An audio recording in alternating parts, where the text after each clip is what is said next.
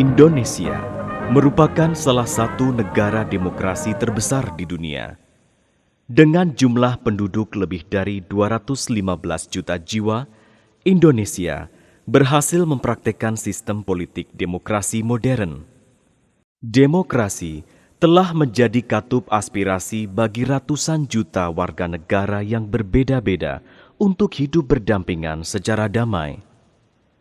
Dalam jangka ke depan, demokrasi juga diharapkan bisa menjadi jalan untuk mewujudkan kesejahteraan bagi seluruh rakyat Indonesia. Demokratisasi di Indonesia bukanlah sebuah proses yang tiba-tiba. Pencapaian demokrasi di Indonesia telah melalui proses panjang yang mengiringi jatuh dan bangunnya negeri ini. Bahkan, ketika reformasi politik bergulir di negeri ini pada tahun 1998, banyak anggapan bahwa Indonesia akan menjadi negara gagal dan tercabik-cabik oleh konflik internal di antara sesama anak bangsa. Akan tetapi, seluruh pahit getirnya pengalaman di negeri ini ternyata menjadi pupuk penyadaran untuk membangun kematangan demokrasi di negeri ini. Salah satu parameter keberhasilan demokrasi di Indonesia ialah pelaksanaan pemilihan umum yang dilaksanakan secara jujur dan adil. Dalam konteks demokrasi, pemilihan umum merupakan mekanisme politik modern untuk memilih pemimpin berdasarkan keinginan rakyat dan pergeseran kekuasaan secara damai agar terhindar dari kekerasan berdarah.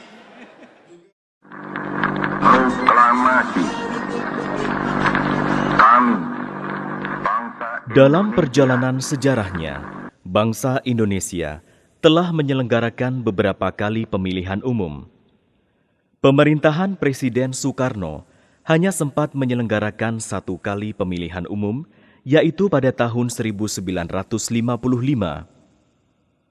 Pemerintahan Orde Baru kemudian berhasil menyelenggarakan 6 kali pemilihan umum, yaitu pada tahun 1971, 1977, 1982, 1987, 1992, 1992, dan 1997. Oleh karena tuntutan reformasi pada tahun 1998,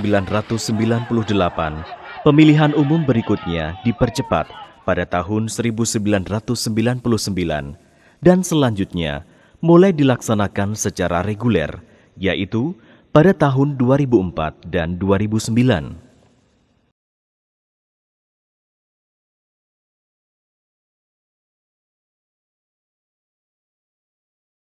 Pasca proklamasi kemerdekaan 1945, negeri ini baru saja tercabik-cabik oleh perang.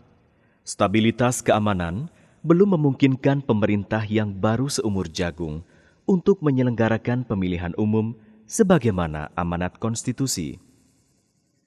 Akan tetapi, komitmen untuk menyelenggarakan pemilu sesungguhnya telah muncul dengan dikeluarkannya maklumat ke-10 oleh Wakil Presiden Muhammad Hatta pada tanggal 3 November 1945. Maklumat ini berisi anjuran untuk membentuk partai-partai politik untuk mengikuti pemilu yang akan diselenggarakan pada awal tahun 1946. Komitmen untuk menyelenggarakan pemilu di awal kemerdekaan ini akhirnya terpaksa menguap karena ketidakpastian perangkat sistem pemilu sendiri, di samping juga karena energi bangsa sedang tercurah untuk konsolidasi sebagai sebuah negeri yang baru merdeka. Baru pada awal dekade 1950-an, komitmen untuk menyelenggarakan pemilu kembali menguat dengan ditetapkannya Undang-Undang Nomor 7 Tahun 1953 yang menjadi dasar bagi pelaksanaan pemilihan umum tahun 1955. Dengan demikian, pemilu tahun 1955 merupakan pemilu pertama bagi bangsa Indonesia. Pemilu 1955 diselenggarakan untuk dua keperluan, yaitu memilih anggota DPR dan memilih anggota Dewan Konstituante yang akan bertugas untuk membuat konstitusi baru bagi negeri ini. Pada saat itu, digunakan kombinasi sistem distrik dan sistem perwakilan berimbang. Kombinasi kedua sistem ini meniscayakan bahwa jumlah anggota Badan Perwakilan Rakyat ditetapkan berdasarkan imbangan jumlah penduduk, yang sebagian besar dari anggotanya ditetapkan melalui pemilihan dari distrik yang telah ditetapkan. Pemilu 1955 diikuti oleh 30-an partai politik dan lebih dari 100 daftar kumpulan ataupun perseorangan. Pemilu 1955 ini menghasilkan 4 besar partai politik, yaitu PNI, Masyumi, NU, dan PKI, baik di DPR maupun Dewan Konstituante. Akan tetapi, Dewan Konstituante hasil pemilu 1955 berakhir dengan tragis. Selama 4 tahun bekerja, mereka tak kunjung menghasilkan konstitusi yang diharapkan. Perbedaan pandangan di antara anggotanya berlangsung sangat tajam dan tidak bisa dikompromikan. Situasi seperti ini dianggap tidak kondusif bagi stabilitas politik. Atas dasar itulah, Presiden Soekarno mengeluarkan dekrit Presiden tanggal 5 Juli 1959 untuk membubarkan Dewan Konstituante dan menyatakan kembali ke Undang-Undang Dasar 1945. Sejak saat itulah, negeri ini dikelola dengan demokrasi semu yang diistilahkan sebagai demokrasi terpimpin.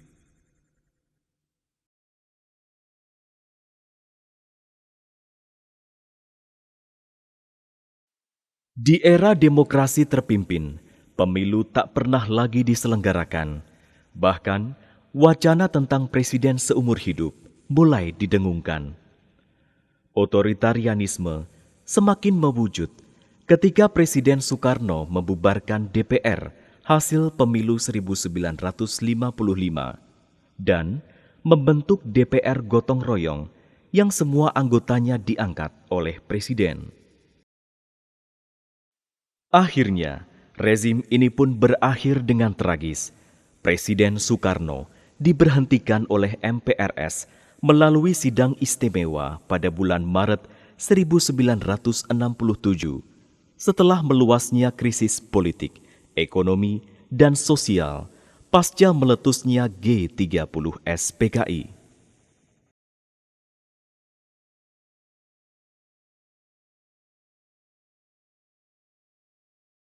Berakhirnya rezim Soekarno yang biasa disebut sebagai Orde Lama menandai pergeseran rezim.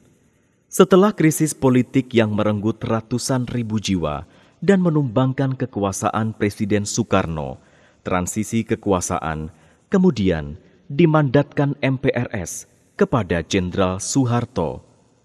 Transisi ini kemudian berakhir dengan diselenggarakannya pemilihan umum pada tahun 1971.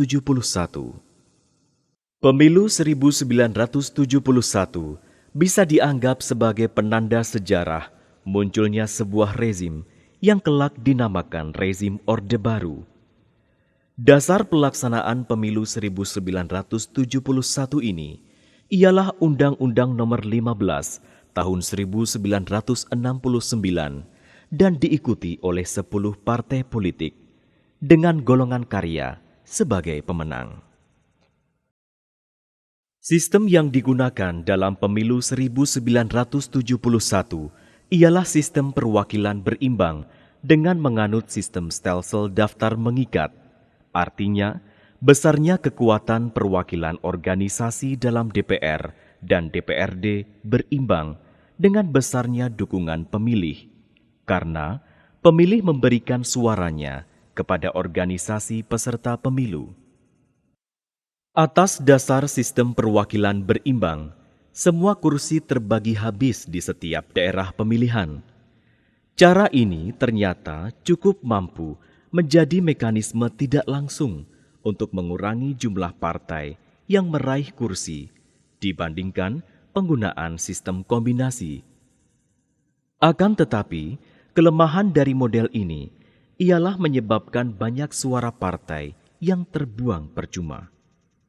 Semenjak pemilu 1971, pemerintah Orde Baru semakin menunjukkan potensi otoritarianismenya. Dengan golongan karya sebagai pemenang yang didukung oleh birokrasi dan militer, pemerintah mulai menyederhanakan organisasi peserta pemilu.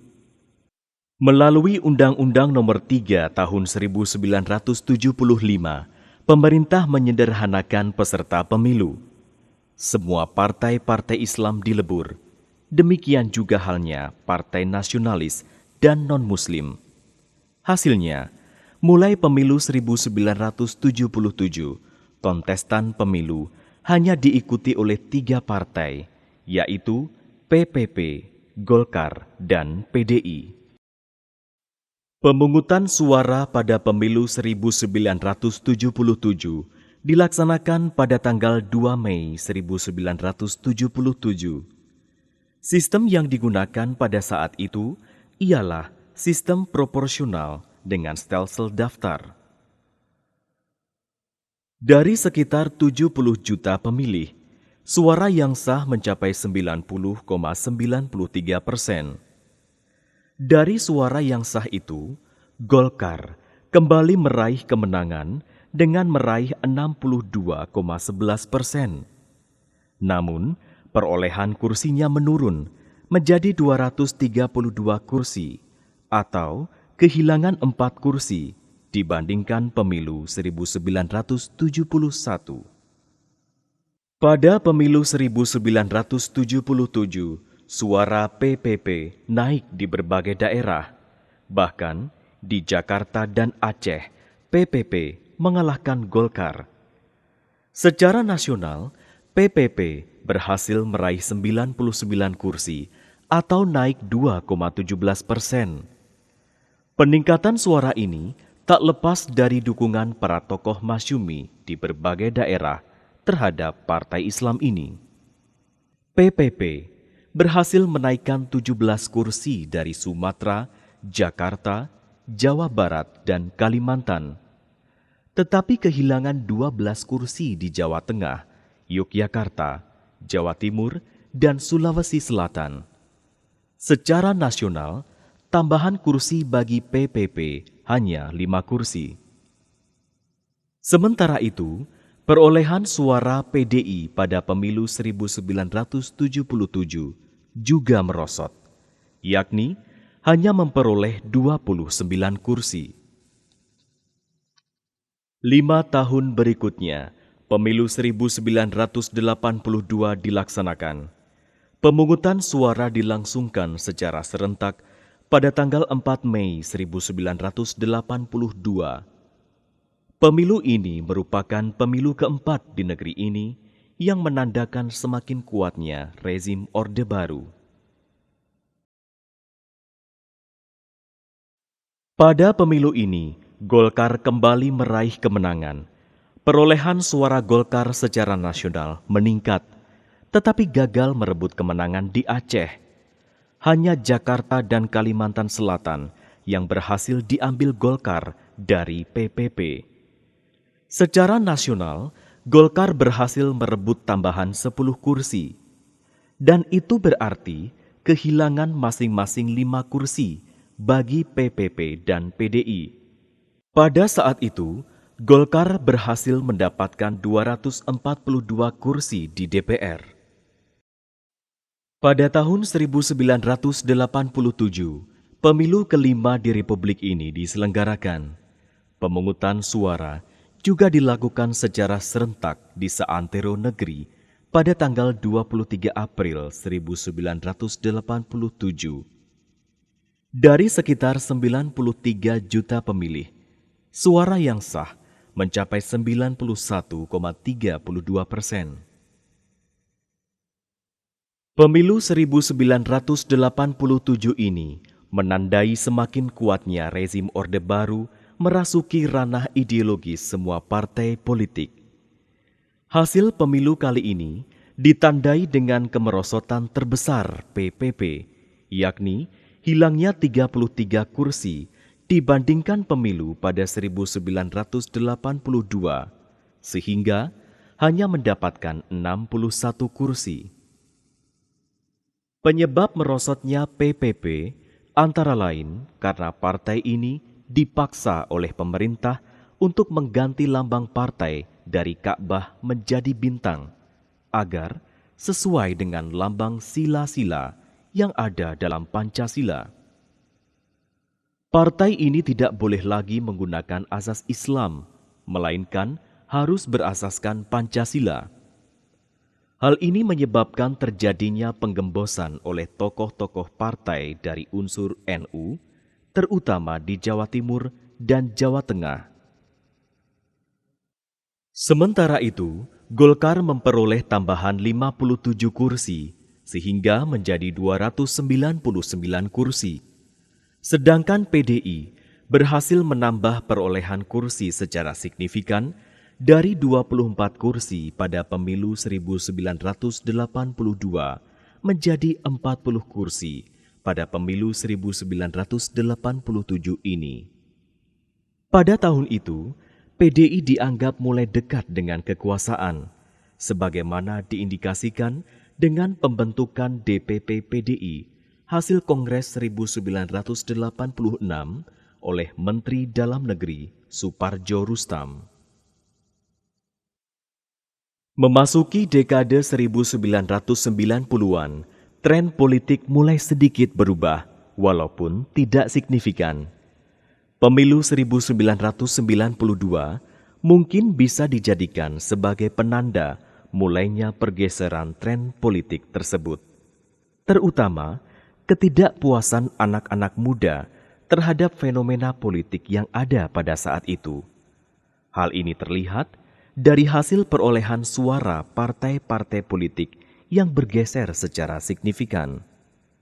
Hasil pemungutan suara yang diselenggarakan pada tanggal 9 Juni 1992 itu menunjukkan bahwa perolehan suara PDI meningkat tajam jika dibandingkan dengan pemilu sebelumnya. PDI memperoleh tambahan 16 kursi dari pemilu sebelumnya, sementara Golkar harus kehilangan 17 kursi, dan PPP hanya bisa menaikkan 1 kursi di DPR. Kemunculan figur baru di lingkaran PDI, yaitu Megawati Soekarnoputri yang merupakan putri Presiden Soekarno, ternyata berhasil meningkatkan perolehan kursi PDI pada pemilu 1992 sebanyak 16 kursi, dibandingkan pada pemilu 1987, sehingga menjadi 56 kursi. Ini artinya, dalam 2 pemilu, yaitu pada tahun 1987 dan 1992, PDI berhasil menambah 32 kursinya di DPR RI. Peningkatan jumlah perolehan suara PDI pada pemilu 1992 sangat terkait erat dengan kemunculan figur baru di partai itu, yaitu Megawati Soekarnoputri. Kemunculan putri sulung Presiden Soekarno pada awal dekade 1990-an seakan menjadi representasi semangat perlawanan zaman atas otoritarianisme pemerintah Orde Baru pada saat itu. Pada tahun 1997, pemerintah Orde Baru kembali menggelar pemilu. Pemungutan suara dilaksanakan pada tanggal 29 Mei 1997. Pemilu 1997 ini ditandai dengan konflik internal di tubuh PDI. Konflik ini diakhiri secara tragis dengan mendepak Megawati Soekarnoputri dari pimpinan PDI dan menjadikan Suryadi sebagai pimpinan partai yang direstui oleh pemerintah. Megawati akhirnya menyerukan kepada pendukungnya untuk menyimpan suaranya pada pemilu 1997, sehingga menyebabkan perolehan suara PDI merosot tajam menjadi 11,83% dan hanya memperoleh 11 kursi di DPR. Di sisi yang lain, kemelut di tubuh PDI tidak merembet ke partai lain.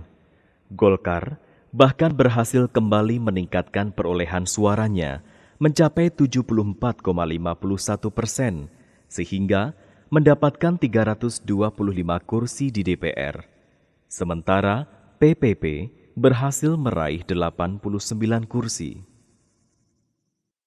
Tak ada yang menyangka bahwa pemilu 1997 bakal menjadi pemilu terakhir di era Orde Baru. Permintaan MPR kepada Presiden Soeharto pada saat itu untuk kembali memimpin negeri ini. Para pembesar di negeri ini menyulut kemarahan rakyat. Demonstrasi yang digerakkan oleh mahasiswa dan anak-anak muda semakin marak di seantero negeri.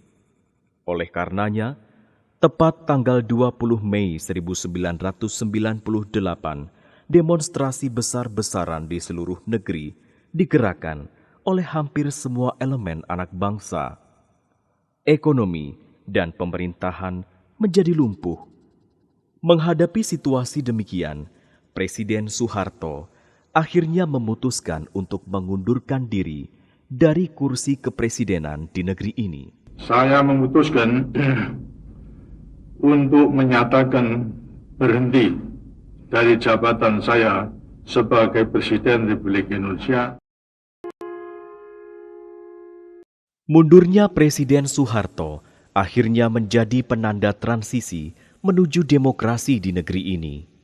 Presiden Habibie yang meneruskan periode kepemimpinan Presiden Soeharto mengambil langkah signifikan, yaitu mempercepat pemilu untuk memulihkan kepercayaan rakyat dan dunia internasional. Walaupun ini juga berakibat memangkas masa jabatannya sendiri sebagai presiden. Euforia politik memang terjadi. Partai politik pun akhirnya tumbuh subur bak cendawan di musim hujan.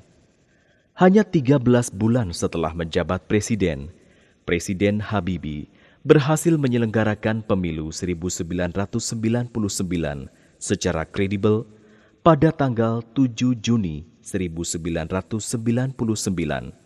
Pemilu ini diikuti 48 partai politik.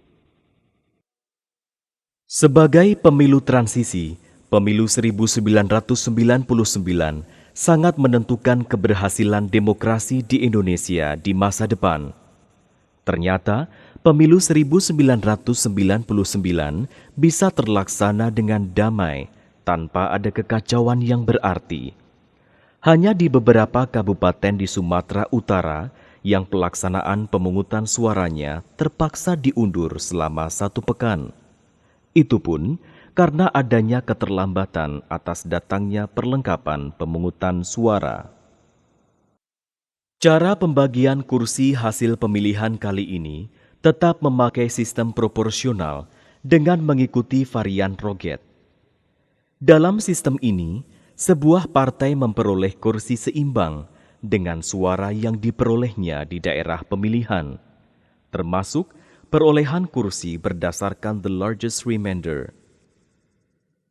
Akan tetapi, cara penetapan calon terpilih berbeda dengan pemilu sebelumnya, yakni dengan menentukan ranking perolehan suara suatu partai di daerah pemilihan. Apabila sejak pemilu 1977, calon nomor urut pertama dalam daftar calon partai otomatis terpilih apabila partai itu mendapatkan kursi, maka kini calon terpilih ditetapkan berdasarkan suara terbesar atau terbanyak dari daerah di mana seseorang dicalonkan. Hasil pemilu 1999 menegaskan 5 besar partai politik, yaitu PDIP, Golkar, PKB, PPP, dan PAN, Walaupun sempat ditolak oleh 27 partai politik lainnya, hasil pemilu ini akhirnya ditetapkan oleh Presiden Habibie berdasarkan rekomendasi dari Panitia Pengawas Pemilu. Perkembangan demokrasi di Indonesia semakin tertata dengan diselenggarakannya pemilu pada tahun 2004. Dalam konteks ketatanegaraan, dilakukan reorganisasi di tingkat lembaga tertinggi negara, yaitu MPR, dengan mengubah sistemnya menjadi bikameral, sehingga perlu dibentuk Dewan Perwakilan Daerah.